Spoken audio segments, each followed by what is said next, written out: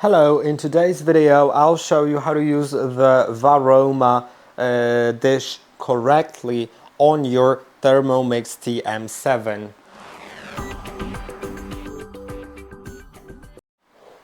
At first I'll show you how to set it up on the display, then I'll show you how to attach it properly. So let's talk about the display first. As you can see, there's the display. I can now click on the manual cooking mode and open the steaming mode, which is right here. Now, I can set the time, the speed that can be set up to 5, depending on what you actually want done. Because if you're just putting water there for steaming, then 1 is just enough. Depending on how much steam you want to produce, the higher speed you'll set, the more steam there will be.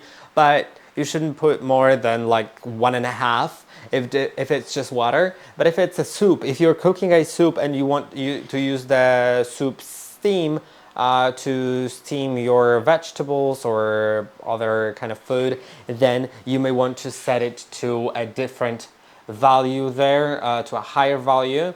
And then also set whether you're using the Varoma for steaming, the Simmering Basket, or Varoma and the Simmering Basket. I'll show you how to install all of them. Now, one more important thing is to add water, of course, to the mixing bowl. You should add at least half a liter of water, but it also depends on how long will you steam. Because for each 15 minutes it will steam 250 grams of water. By the way, you can enable the scale, which means for an hour of cooking it will be 1 liter. But it probably won't do 1 hour, so yeah, let's say half an hour would be half a liter, and that is basically it. Now let's install the Varoma. If you would like to install the Simmering Basket, you can remove the lid, of course put the water in, then take the Simmering Basket and put it like that, so that this little hole is going to the front. Then it shouldn't rotate in the mixing bowl, because if you put it in incorrectly, then it'll start rotating. Just make sure it's steady in there. Now I will remove it because I won't use it.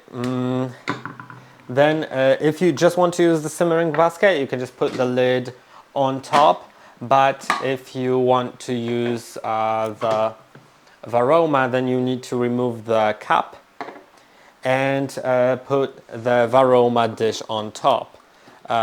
First, the bottom part of the Varoma dish, which is this one. Now, if you're putting something in it, then make sure not to cover all of these holes, to leave some of the holes free. And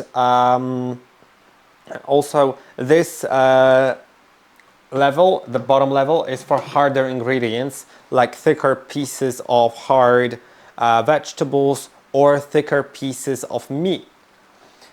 Then the top level is for thinner, for some softer cooking, so it's for thinner pieces of either fish or some softer meat or some soft vegetables, also cut into smaller pieces. And then you should put the cover, the lid on top of it like that, and that's how it should look. And that is basically it. I hope that this video was helpful. Don't forget to like and subscribe, and I'll see you in the next one.